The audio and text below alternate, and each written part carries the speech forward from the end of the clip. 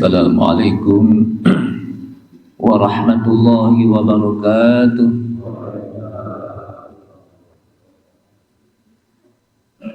Bismillahirrahmanirrahim. Alhamdulillahi hamdan katsiran tayyiban mubarakan fihi kama yuhibbu rabbuna wa yarda. Asyhadu an la ilaha illallah wahdahu la syarika lah wa la na'budu illa iyyah wa asyhadu anna Muhammadan 'abduhu wa rasuluhu la nabiyya ba'dah.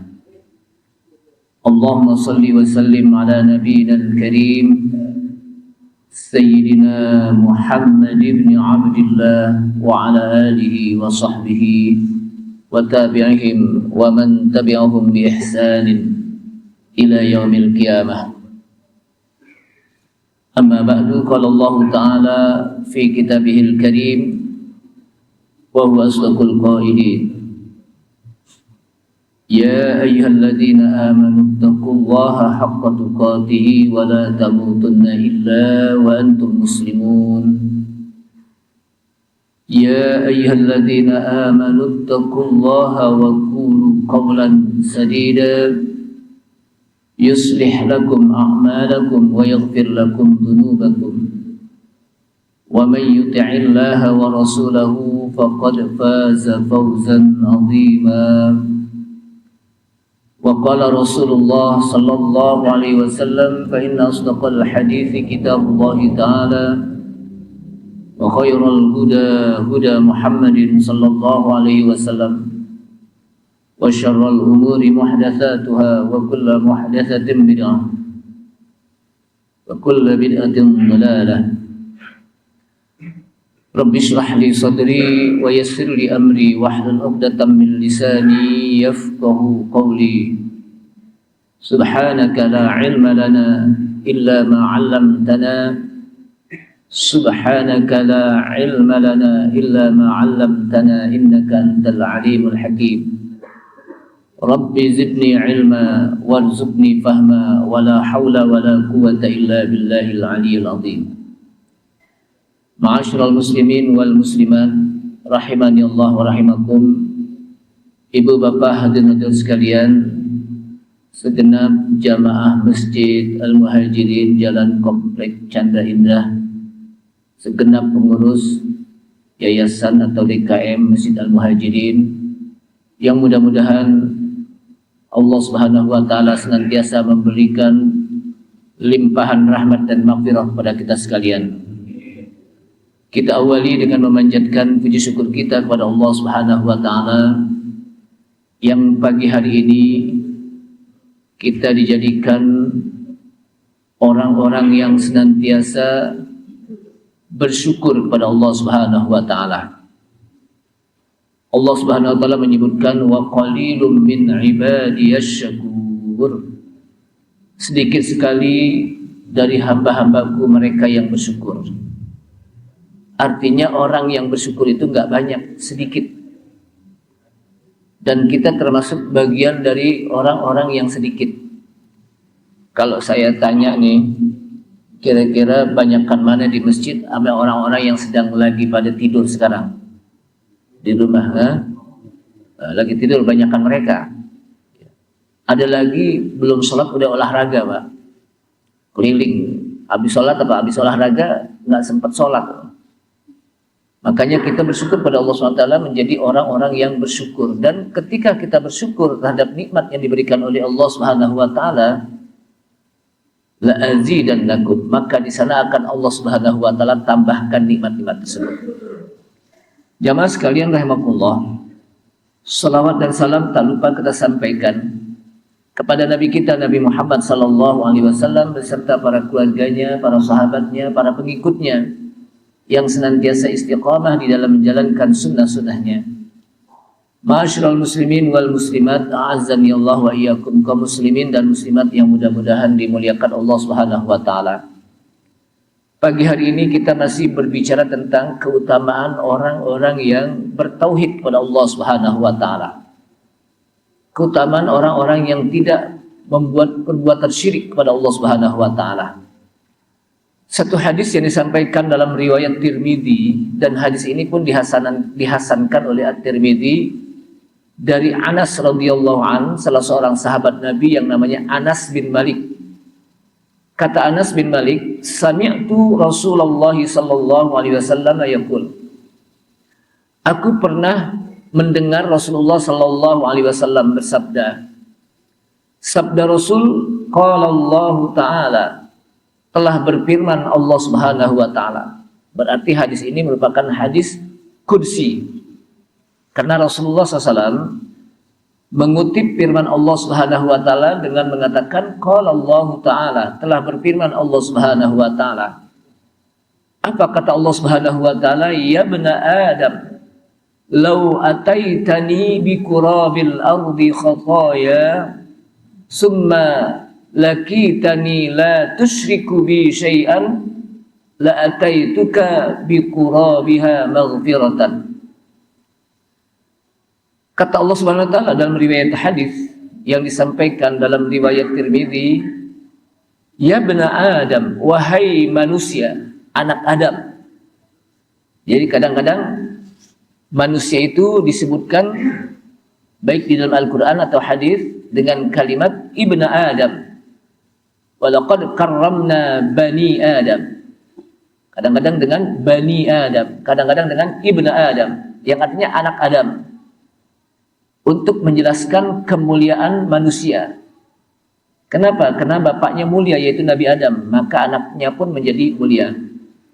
Kadang juga disebut dengan al-insan, manusia. Kadang juga disebut dengan an-nas, dengan bentuk jamak. Makanya ada surat An-Nas. Kadang juga disebut dengan al-insu, itu juga manusia. Wa ma khalaqtul jinna wal insa. Kadang juga disebut dengan bashar. Qul innama ana basharun mithlukum yuha. Jamaah sekalian, Allah SWT menyampaikan, ya bna Adam, wahai anak Adam, wahai manusia, lau ataitani bi qurabil ardi, kalaulah engkau datang kepadaku dengan setumpuk kesalahan. Jadi dengan apa kesalahan? Setumpuk bumi. Apa tumpuk itu bahasa kita apa tuh? Jadi dengan kesalahan setumpuk bumi, sebanyak bumi, ya. Summa lakitani, kemudian kalian menjumpai aku, maksudnya meninggal. La tusyriku bi syai'an, kalian tidak menyekutukan aku dengan apapun juga. La ataituka bi qurabiha maghfiratan. Sungguh aku akan datang kepada kalian dengan setumpuk ampunan. Ampunan yang begitu setumpuk bumi. Bumi itu kan besar. Jadi apa? Artinya ampunannya apa? Setumpuk bumi. Ini bahasa saya ini setumpuk apa? Saya nggak tahu nih, Pak. Di kamus bahasa Indonesia nggak ada kali istilah setumpuk gitu ya. Apa setumpuk, Pak? Sebanyak kali ya. Kalau banyak itu biasa itu. Kalau setumpuk itu apa? Tumpukan-tumpukan gitu. Jamaah sekalian, yang penting bahasa itu pahamlah gitu aja ya. Namanya bahasa. Dari hadis ini diriwayatkan oleh Anas. Anas ini merupakan sahabat Nabi yang namanya disebut Anas bin Malik bin Nadhr al-Ansori. Berarti Anas ini merupakan orang Madinah karena dia al-Ansori, dari kaum Ansor, al-Khazraji. Dan Anas ini merupakan khadimu Rasulullah sallallahu alaihi wasallam. Beliau merupakan khadim, pembantu Rasulullah sallallahu alaihi wasallam. Dan beliau membantunya asyra sinina, selama 10 tahun. Jadi selama 10 tahun Anas bin Malik ini membantu Rasulullah SAW, dan beliau menceritakan bagaimana rumah tangganya Rasulullah SAW, di mana Rasulullah SAW tidak pernah menyuruh-nyuruh saya. Kalaupun saya melakukan perbuatan yang salah, maka tidak pernah Rasulullah memarah-marahi saya. Itulah Rasulullah SAW, kata Anas bin Malik. Dan beliau, Anas bin Malik radhiyallahu anhu, pernah mendoakan, jadi Rasulullah SAW pernah mendoakan Anas bin Malik dengan doa Allahumma aktsir malahu wa waladahu wa adkhilhul jannah. Ya Allah, banyakin hartanya, banyakin anaknya, dan masukkanlah dia ke surga. Jadi ini doa Rasulullah SAW. Dalam sebuah riwayat lain dikatakan ada 3 yang didoakan oleh Rasulullah SAW untuk Anas bin Malik. Allahumma aksir malahu, ya Allah banyakin hartanya. Maka Anas ini menjadi sahabat yang kaya. Setelah Rasulullah SAW meninggal, Anas menjadi sahabat yang kaya. Wa aksir auladahu, dan banyakin anaknya. Anas ini memiliki anak yang paling banyak di antara sahabat-sahabat. Karena disebutkan dalam riwayat ada yang mengatakan 80 anak. Ada yang mengatakan 120 anak. Wallahu alam biangnya berapa saya nggak tahu. Karena nggak dijelaskan. Kemudian disebutkan lagi wabarik watawil umrahu, dan panjangin umurnya, panjangkan umurnya. Dan Anas ini merupakan sahabat Nabi yang umurnya panjang. Disebutkan waqad jawazal mi'ah, beliau umurnya sampai melewati 100 tahun lebih. Jadi umurnya apa? Sampai 100 tahun lebih. Hadis ini diriwayatkan oleh At-Tirmidzi, dan hadis ini pun dihasankan oleh At-Tirmidzi. Kata-kata kurab, ya, tadi kan disebutkan bi kurabil ardi, yang artinya malauha, sepenuh bumi. Jadi kita pakai sepenuh aja, dengan bukan setumpuk apa. Jadi kalau engkau datang kepadaku, kata Allah SWT, dengan kesalahan sepenuh bumi. Bumi ini kan penuh, bumi ini kan besar. Lalu membawa kesalahan sepenuh apa? Bumi. Tsumma lakitani, kemudian kalian menjumpai aku. Maksudnya apa? Kalian mati dengan mati yang selamat dari perbuatan syirik. La tusyriku bi syai'an, tidak menyekutukan aku dengan apapun juga. Jadi ini merupakan apa? Syarat la tusyriku bi syai'an. Menjumpai Allah Subhanahu wa taala, meninggal dalam keadaan bertauhid kepada Allah Subhanahu wa taala, tidak menyekutukan Allah Subhanahu wa taala, meninggal dalam keadaan iman dan Islam. Maksudnya ini yang disebut dengan mati dalam keadaan husnul khotimah, akhir hayat yang baik. Kenapa disebut akhir hayat yang baik? Karena dia masih dalam iman dan bertauhid pada Allah Subhanahu wa taala, meninggal. Kemudian kata Allah Subhanahu wa taala dalam firman ini, dalam hadis kursi, maka la ataituka bi qurabiha maghfiratan. Sungguh aku akan datang kepada kalian dengan ampunan sepenuh bumi. Jadi dengan apa? Ampunan sepenuh bumi. Karena memang ampunan Allah Subhanahu wa taala itu adalah luas. Jadi ampunan Allah Subhanahu wa taala apa? Luas. Lebih luas daripada dosa-dosa manusia. Apa arti maghfirah? Al-ghufru. Maghfirah itu artinya apa? Ampunan, as-satru, menutup. Jadi orang yang mendapat ampunan Allah Subhanahu wa taala, maka Allah tutup kesalahannya. Allah tutup dosa-dosanya. Makanya disebut apa? Ampunan. Artinya apa? Tajawazullahi an khotoya wa dunubi ibadihi. Allah hapuskan kesalahan hambanya, dan Allah hapuskan dosa-dosanya. Itu yang dimaksud dengan apa? Maghfirah. Dan Allah Subhanahu wa taala adalah Al-Ghafur, Maha Pengampun.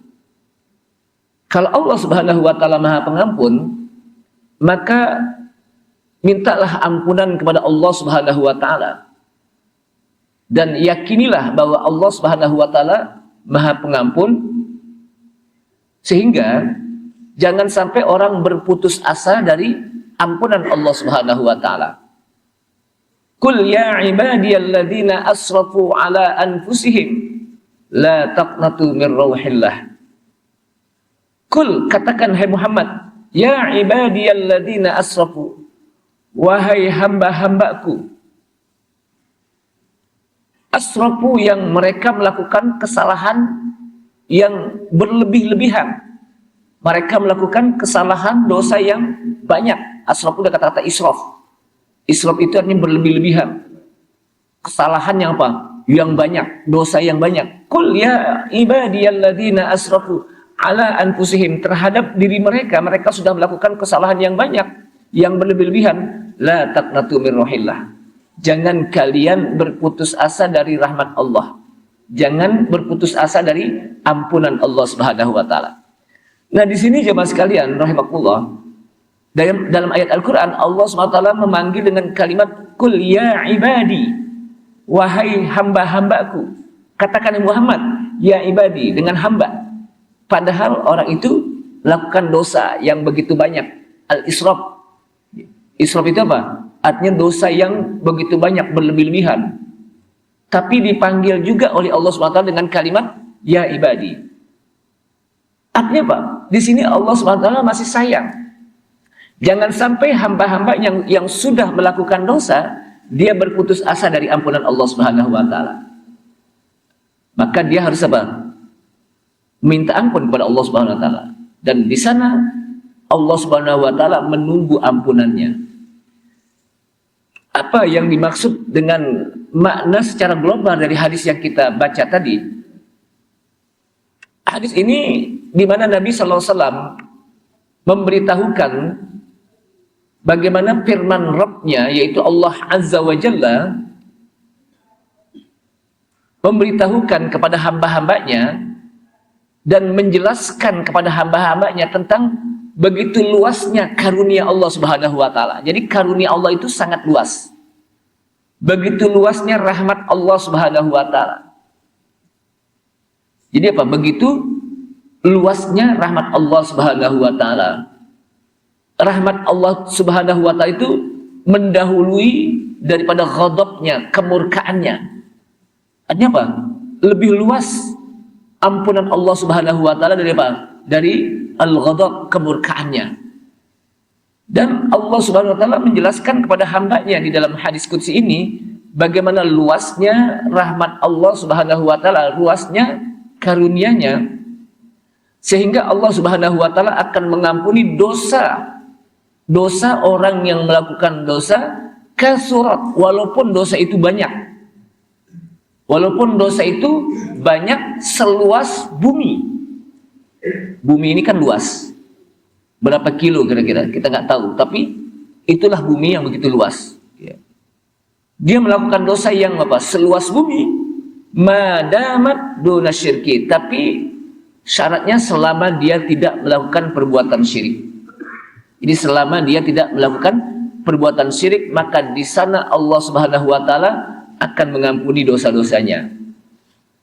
Karena Allah Subhanahu wa taala menyebutkan dalam ayat Al-Qur'an, innallaha la yaghfiru an yushraka bihi wa yaghfiru ma duna dzalika liman yasha. Innallaha, sesungguhnya Allah la yaghfiru an yushraka bihi. Allah tidak mengampuni orang-orang yang menyekutukannya.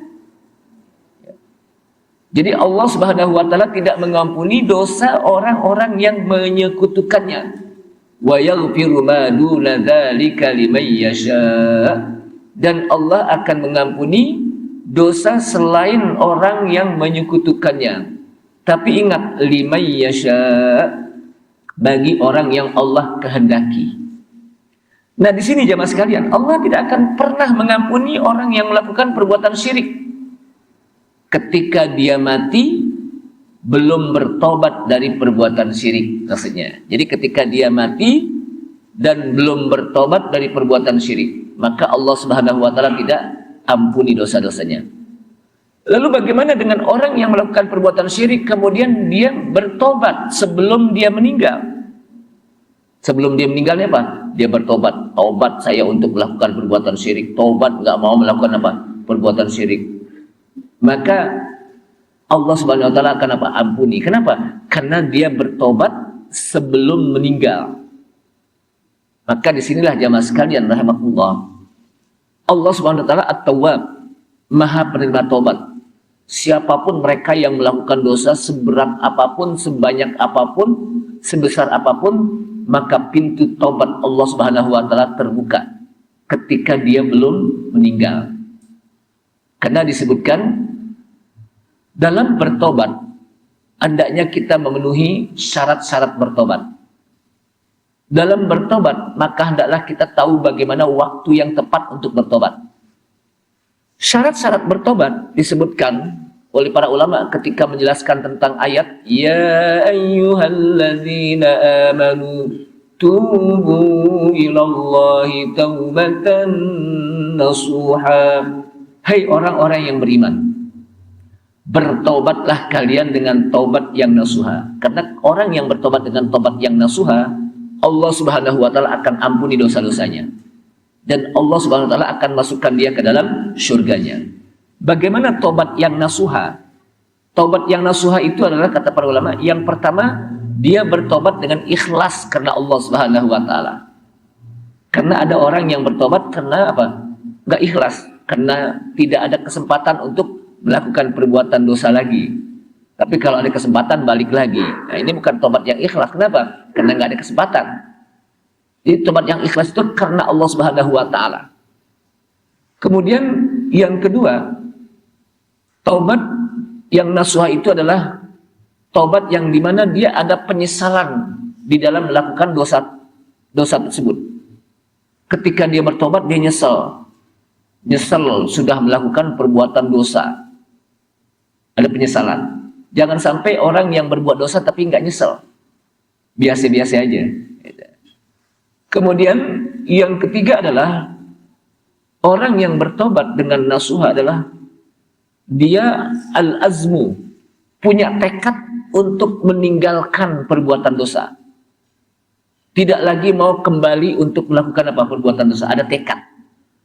Jangan sampai dia bertobat tapi dalam hatinya kalau ada waktu balik lagi. Nah, itu namanya apa? Belum bertobat itu. Kemudian selanjutnya lagi adalah al-ikla, mencabut diri dari perbuatan dosa. Jadi mencabut diri dari perbuatan dosa. Ini yang disebut dengan apa? Tubu ilallahi taubatan nasuha.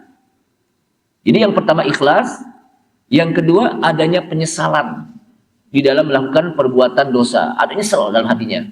Yang ketiga adalah al-azmu, bertekad untuk tidak balik lagi di dalam melakukan perbuatan dosa. Kemudian al-ikla, mencabut diri dari perbuatan dosa. Makanya ada orang yang pernah melakukan pembunuhan sampai 99 jiwa dia bunuh. Dia ingin bertobat. Hadis ini dikutip oleh Al-Imam Nawawi dalam kitab Riyadhus Shalihin. Ketika dia ingin bertobat, dia ingin bertanya kepada para orang-orang yang alim. Maka dia ketemu dengan orang yang bukan alim, tetapi abid. Lalu bertanya, wahai Syekh, apakah saya akan diterima tobat saya? Karena saya pernah membunuh 99 orang.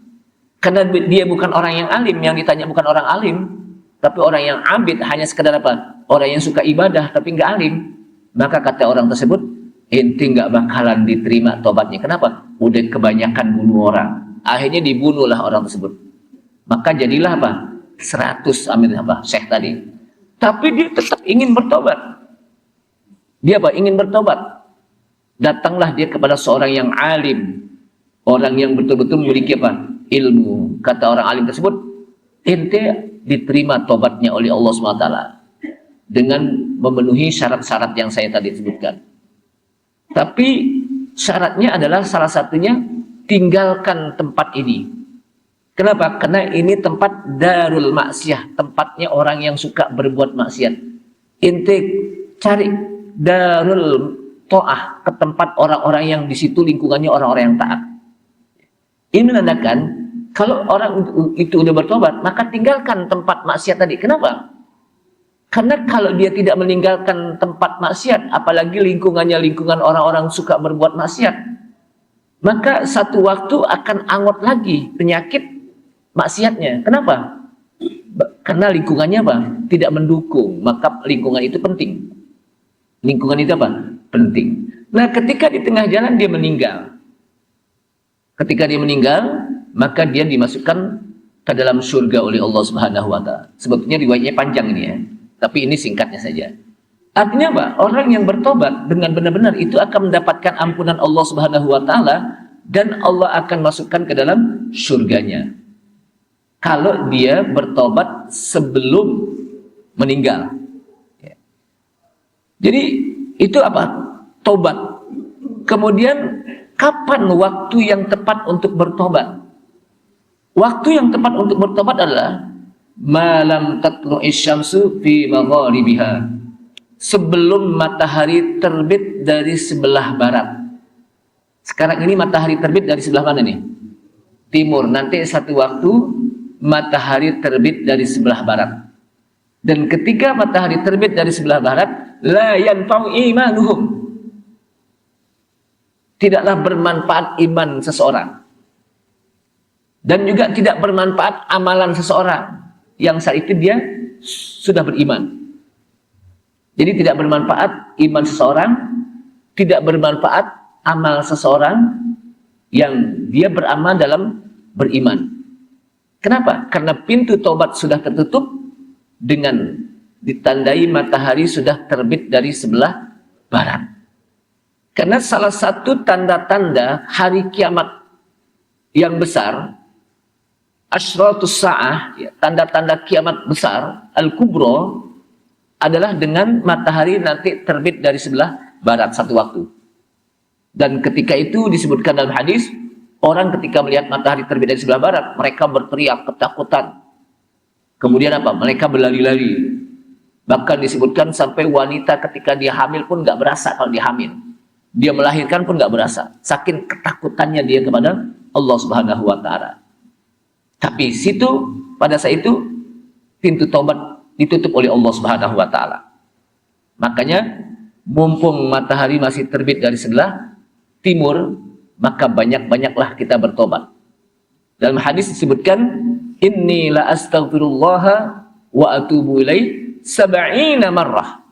Ya, kata Rasulullah SAW, sungguh saya senantiasa minta ampun dan bertobat kepada Allah Subhanahu wa Ta'ala tidak kurang dari 100 kali dalam setiap hari. Riwayat lain mengatakan sab'ina marrah, tidak kurang dari 70 kali. Dengan kita mengucapkan astagfirullah wa atubu ilaih, astagfirullah wa atubu ilaih setiap hari di pagi hari sebelum matahari terbit dari sebelah apa? Sebelum matahari terbit.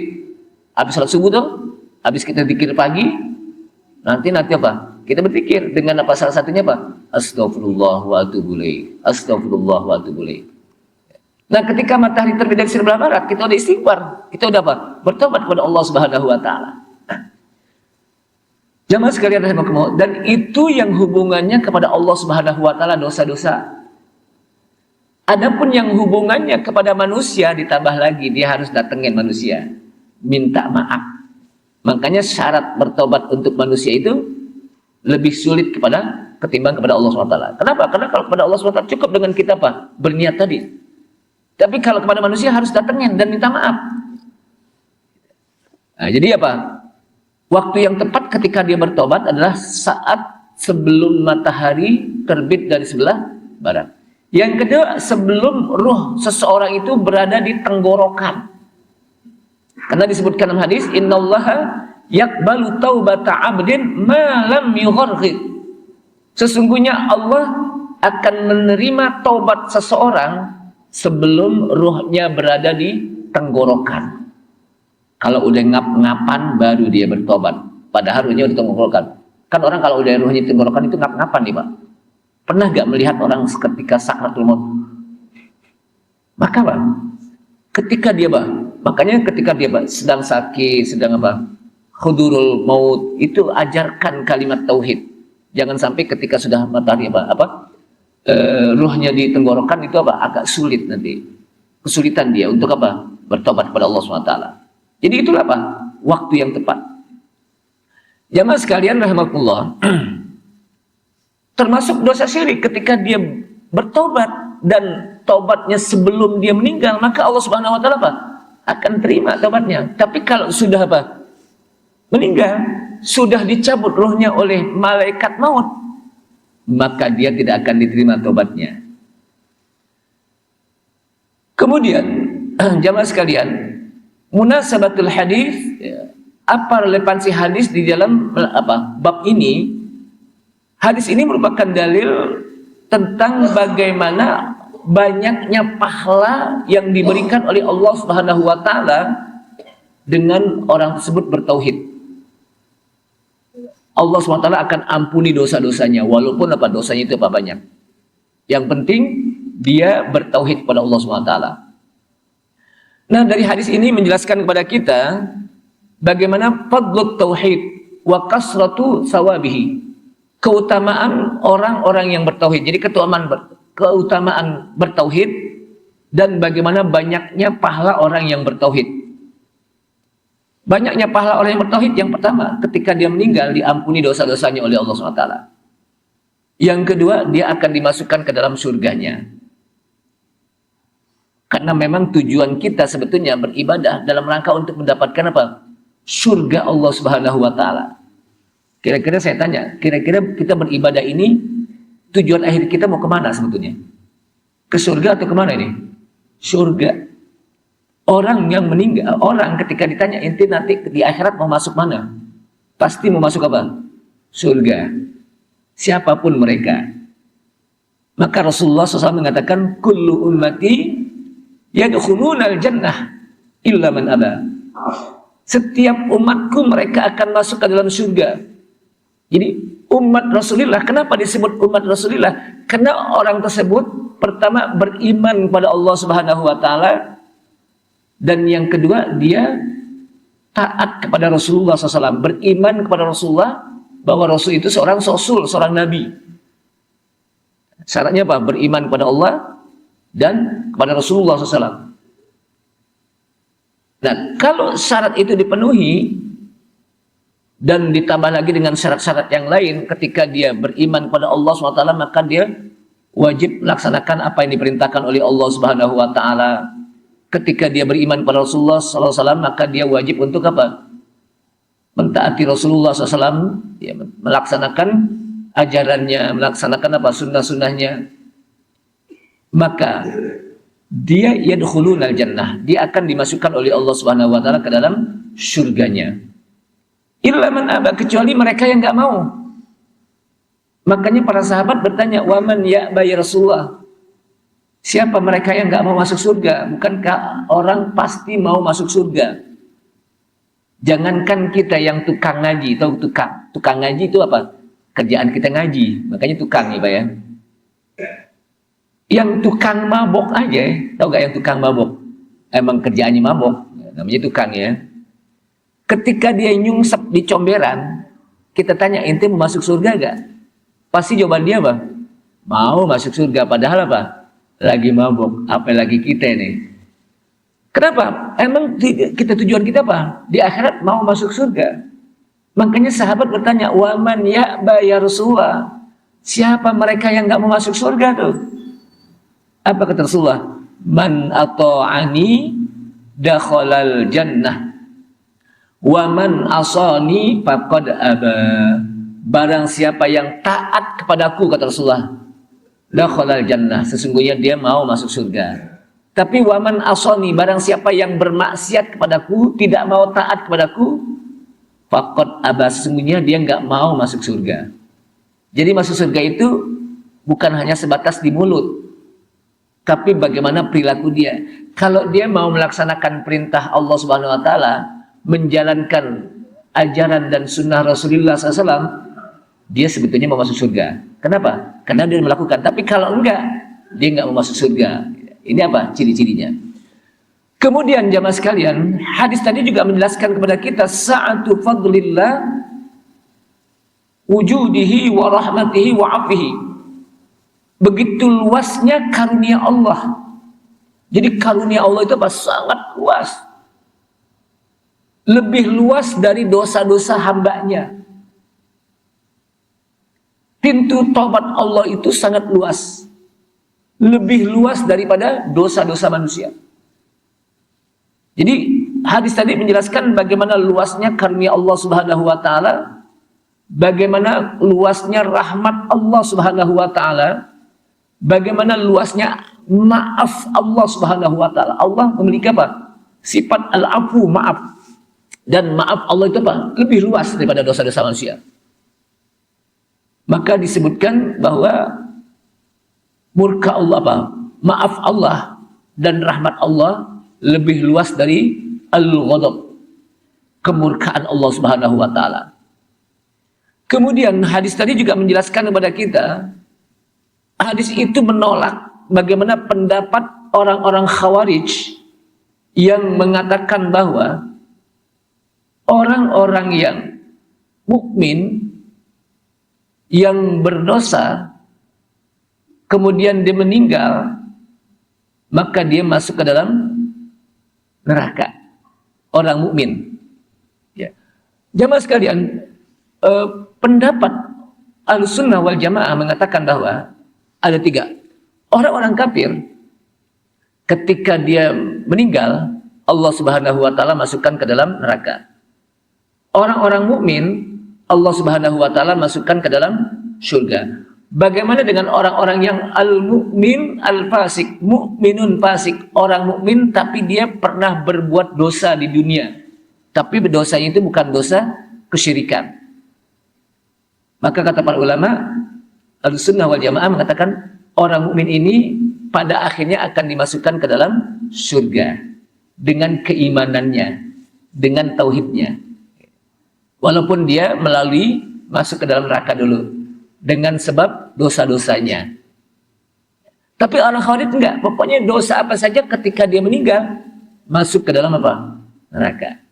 Ini apa pendapat? Jadi kalau pendapat Ahlussunnah, orang-orang mukmin yang disebut dengan mukminun fasik, mukmin yang berbuat dosa tapi dosanya bukan dosa perbuatan syirik, maka pada akhirnya Allah Subhanahu wa taala akan masukkan dia ke dalam surga walaupun dia sebelumnya dimasukkan ke dalam neraka. Kenapa? Allah masukkan ke dalam surga karena dengan sebab keimanannya, dengan sebab ketauhidannya dia kepada Allah Subhanahu wa taala.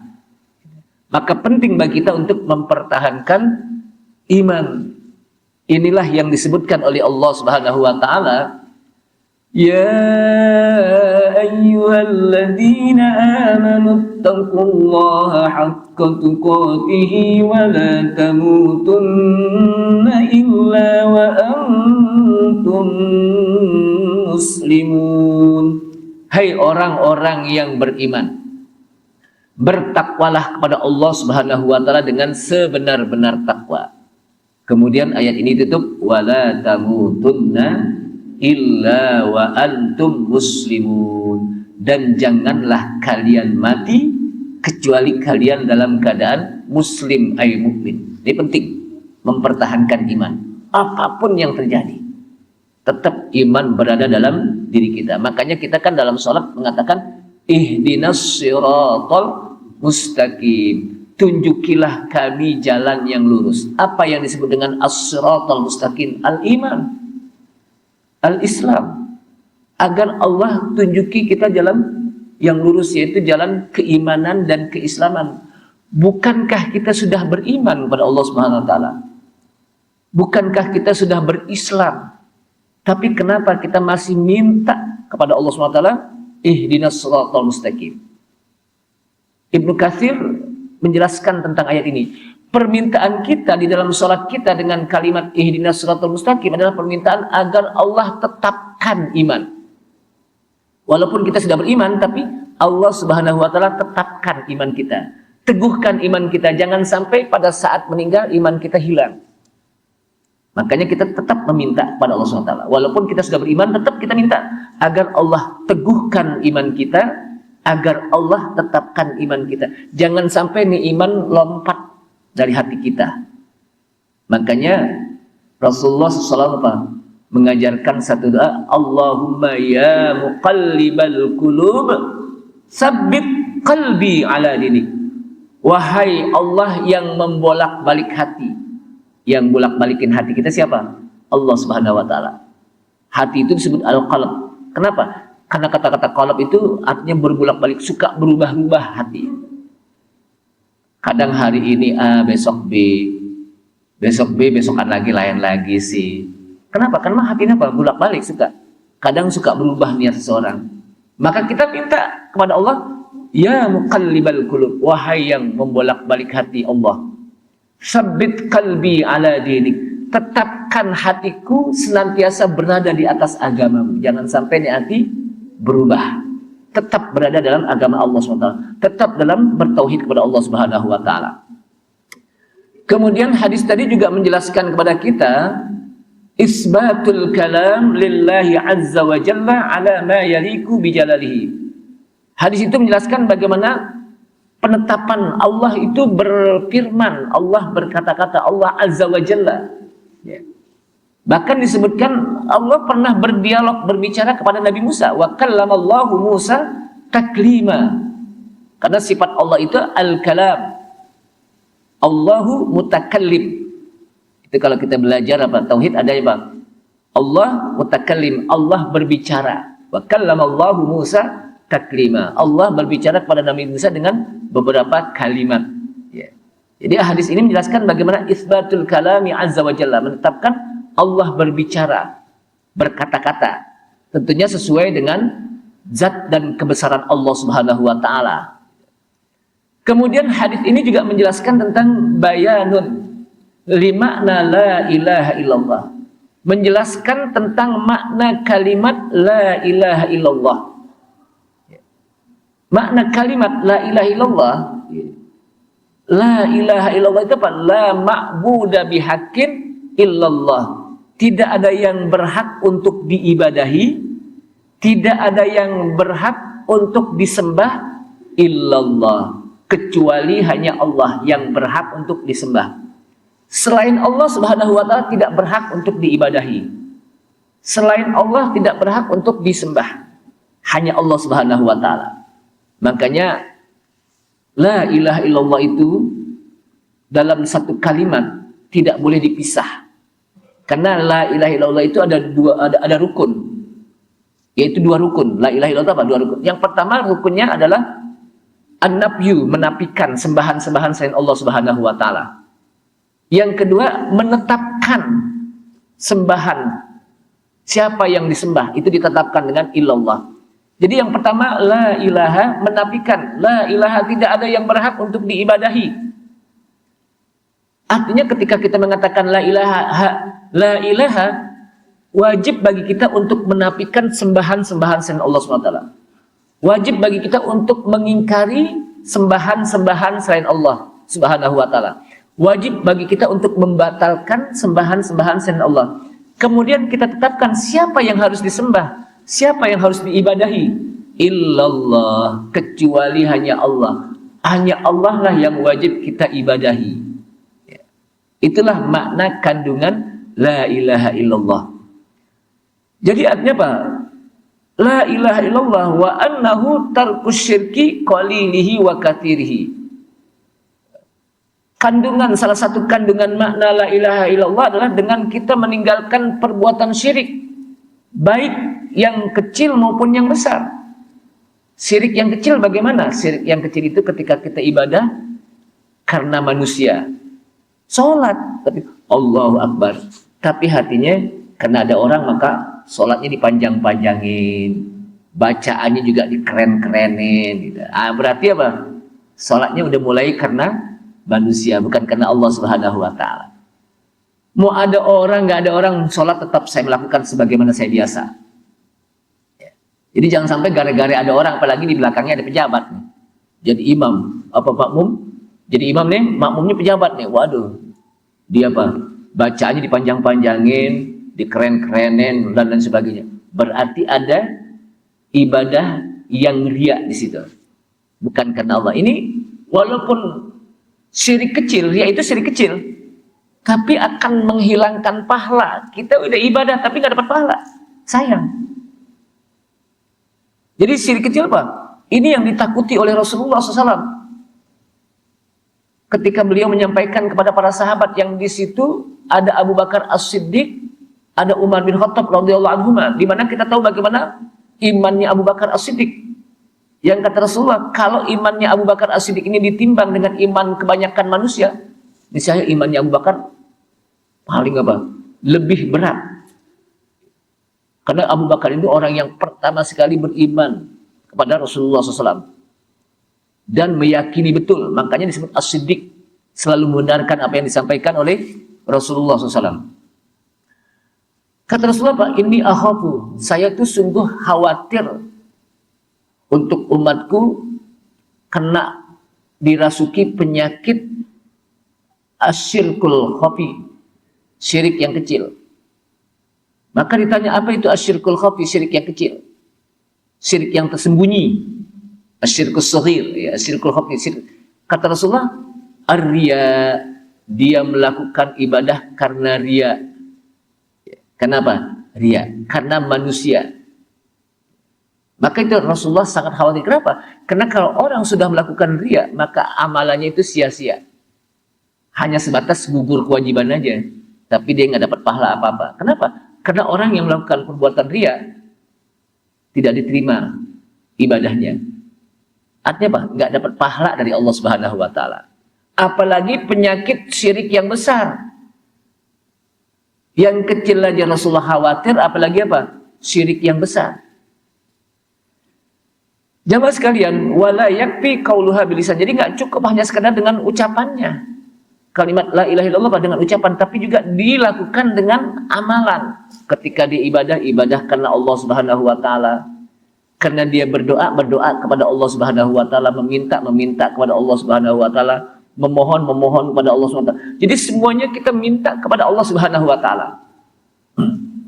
Kemudian dari hadis tadi juga menjelaskan kepada kita isbatul ba'thi wal hisabi wal jaza. Hadis itu menjelaskan adanya penetapan hari di mana manusia nanti akan dibangkitkan oleh Allah Subhanahu wa Ta'ala, akan dihisab, akan dibalas seluruh amalan kita. Jadi setelah kita meninggal nih, nanti kita akan dibangunkan oleh Allah Subhanahu wa Ta'ala dari kubur kita yang dikenal dengan yaumul ba'thi. Ya wailana man ba'athana min marqadina hadha ma wa'ada ar-rahman wa sadaqal mursalun. Ini di surat apa ini? Yasin yang kita baca. Jadi kita baca Yasin, jangan hanya sekedar baca, tapi kita renungi bacaannya. Di surat Yasin itu banyak sekali Allah SWT menjelaskan tentang bagaimana suasana hari kiamat. Salah satunya apa? Ya wailana, celaka nih. Memba'asana min marqadina, siapa yang bangunkan kami dari tempat tidur kami? Dari kubur maksudnya. Maka Allah SWT jawab. Makanya itu baca saktah. Untuk membedakan ucapan orang kafir yang mengatakan ya wailana memba'asana, yang diciptakan oleh Allah SWT dalam surat Yasin ini. Kata Allah SWT, hada ma wa'adana, inilah janji kami. Wa sadaqal mursalun, dan para rasul benar, mereka sudah menyampaikan bahwa nanti kita akan dibangkitkan oleh Allah Subhanahu wa Ta'ala dari kubur. Dan ketika kita bangkit dari kubur, maka kita bukan hanya sekedar lari, kocar kacir kita. Saking ketakutannya kepada Allah Subhanahu wa Ta'ala. Yauma yafirrul mar'u min akhihi wa ummihi wa abihi wa sahibatihi wa banihi likulli imri'in minhum yauma idzin sya'nu yughni. Disitulah manusia akan berlari dari saudaranya, wa ummihi wa abihi, dari bapaknya, dari ibunya, wa sahibatihi wa banihi, dari istrinya, dari anak-anaknya. Kenapa? Likulli imri'in minhum yauma idzin sya'nu yughni. Karena setiap orang pada saat itu memiliki urusannya masing-masing di hadapan Allah Subhanahu wa Ta'ala. Jadi nggak mau tahu lagi urusan orang lain. Jangankan urusan apa? Orang lain, urusan keluarga saja pada saat itu, urusan anaknya, istrinya, dia nggak mau tahu lagi, apalagi urusan orang lain. Kenapa? Karena orang saat itu memiliki urusannya di hadapan Allah SWT masing-masing, nafsi-nafsi. Mereka akan dimintai pertanggungjawaban oleh Allah SWT setelah yaumul ba'thi, di mana manusia akan dibangkitkan dari kubur. Hadis tersebut juga menjelaskan tentang yaumul hisab, bahwa nanti kita akan dihisab oleh Allah Subhanahu wa Ta'ala. Seluruh amalan yang pernah kita lakukan itu akan dihisab oleh Allah Subhanahu wa Ta'ala. Dan sebelum kita dihisab, maka kita akan diperlihatkan buku catatan amal kita. Kata Allah SWT, Iqra kitabaka kafa binafsikal yawma alaika hasiba. Iqra, bacalah kitabmu. Yang dimaksud kitab di sini adalah kitab catatan amal kita ketika kita hidup di dunia. Itu ada catatannya. Kalau CCTV yang kita pakai di dunia nih, CCTV kan banyak di apa? Di sela-sela itu suka apa, di pojok-pojok ada CCTV. Itu bisa berbohong kalau dia mati lampu, nggak bisa apa? Di apa? Ditayangin lagi. Kenapa mati lampu nih? Jadi nggak bisa ditayangin gitu. Bisa juga ditutup kaca.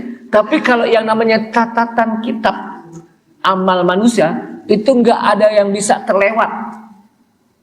La yughadiru saghiratan wala kabiratan. Tidaklah yang terlewat, baik amalan yang kecil maupun amalan yang besar, semuanya tercatat dalam kitab catatan amal tersebut. Kata Allah SWT, "Iqra kitabak." Bacalah kitabmu. Kafa bi nafsikal yauma 'alaika hasiba. Cukup dengan kalian membaca ini, kalian sudah menghisap diri kalian sendiri. Tahu kalian, oh baru ngah, oh dulu saya pernah melakukan ini, oh dulu saya waktu ngaji pernah tidur di belakang, nggak ketahuan orang bawahnya. Tapi di sini nggak ada yang tidur nih, melek semuanya, cuman matanya doang yang merem, lain lagi itu. Oh dulu saya begini waktu di dunia, oh itu akan kelihatan nanti. Hati kita juga akan dicatat bagaimana niat, oh saya dulu pernah niat begini, itu akan dicatat. Cukup itu bagian dari hisab. Kenapa sih harus ada hisab? Kenapa sih harus ada mizan di mana manusia akan ditimbang oleh Allah SWT amalannya? Kenapa sih harus dihisab di mana manusia akan dimintai pertanggungjawaban, akan dihitung bagaimana amalannya? Cukup aja deh orang kafir masuk neraka, orang mukmin masuk surga. Udah selesai kan gitu. Nah, kata para ulama, jawabannya lah adanya hisab Allah Subhanahu wa taala, adanya mizan di mana manusia akan ditimbang semua amalnya, akan ada ahkamul hakimin, hakim yang paling bijaksana adalah Allah SWT untuk menjelaskan bahwa Allah Subhanahu wa taala itu maha adil. Allah SWT maha adil. Allah Subhanahu wa taala bagaimana memperlihatkan kepada manusia, nih amal itu yang pernah ente lakukan, nih amal itu yang pernah lakukan. Makanya ada hisab, ada mizan. Enggak langsung dimasukin apa? Ke dalam surga bagi yang mereka yang mukmin, tidak langsung dimasukkan ke dalam apa? Neraka bagi orang yang kafir, tapi di sana dihisab dulu.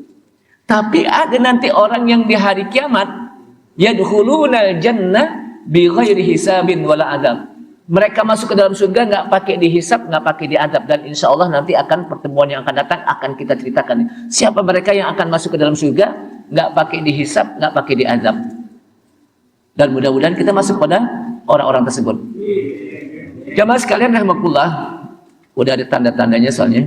Maka kita tutup kajian kita di pagi hari ini.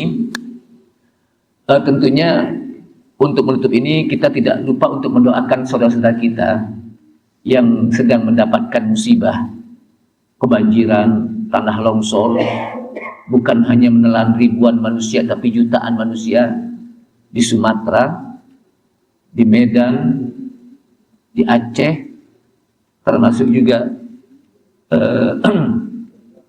di mana lagi? Di Padang ya, Sumatera Barat ya.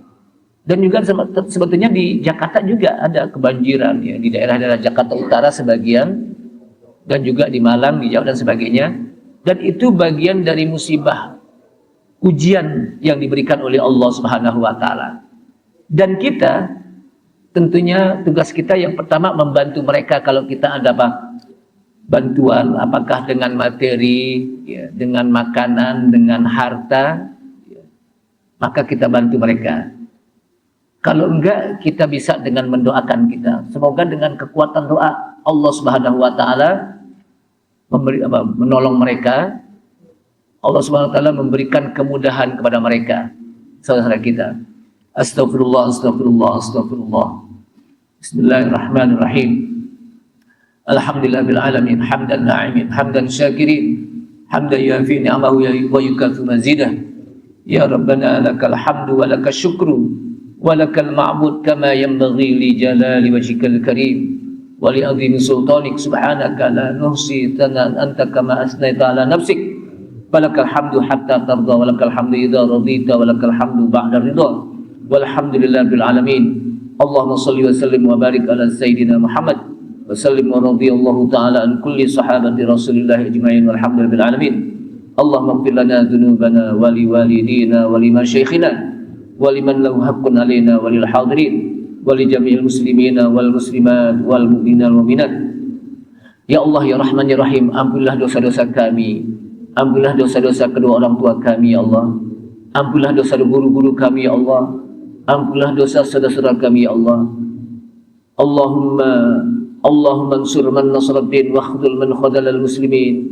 Ya Allah ya Rahman ya Rahim, saudara-saudara kami yang sedang terkena musibah kebanjiran ya Allah, kena musibah tanah longsor ya Allah, saudara kami yang sedang kena musibah kelaparan ya Allah, yang ada di Indonesia khususnya ya Allah dan sekitarnya ya Allah, berikanlah mereka kemudahan ya Allah, jalan keluarnya ya Allah, bantulah mereka ya Allah, tolonglah mereka ya Allah.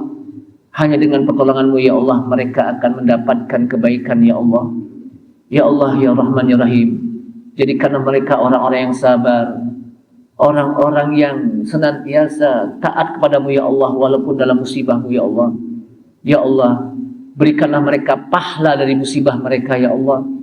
Gantikanlah musibah yang lebih baik dari apa yang mereka hadapi ya Allah. Ya Allah ya Rahman ya Rahim, hanya kepadamu ya Allah kami minta, hanya kepadamu ya Allah kami bermohon ya Allah.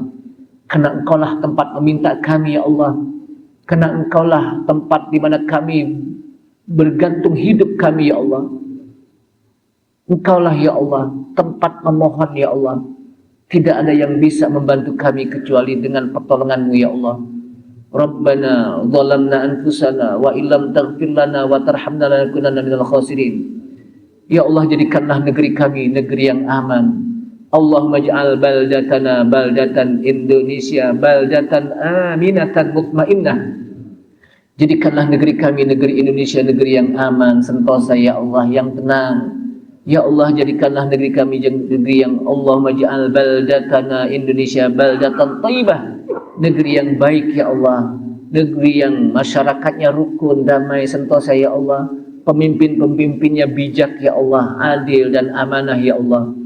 Allahumma adfa'anna al-bala wal waba wal fahsya wal munkar wal mihana wal fitan ma dhahara minha wa ma batan min baladina hadha Indonesia khassah wa min buldanil muslimina amah. Ya Allah, tolaklah negeri kami dari bencana-Mu ya Allah. Ya Allah, jauhkanlah negeri kami dari wabah penyakit ya Allah. Ya Allah, jauhkanlah negeri kami dari perbuatan kesyirikan ya Allah, perbuatan yang keji ya Allah. Jadikanlah negeri kami negeri yang senantiasa berada dalam ridha-Mu ya Allah. Rabbana taqabbal minna innaka antas samiul alim wa tub alaina innaka antat tawwabur rahim. Rabbana atina fid dunya hasanah wa fil akhirati hasanah wa qina adzabannar wa adkhilnal jannata ma'al abrar ya aziz ya ghaffar ya rabbal alamin bi rahmatika arhamar rahimin. Da'wahum fiha subhanakallahumma wa tahiyyatuhum fiha salam wa akhiru da'wahum alhamdulillahi rabbil alamin. Taqabbalallahu minkum taqabbal ya karim. Wassalamu alaikum warahmatullahi wabarakatuh. Waalaikumsalam warahmatullahi wabarakatuh.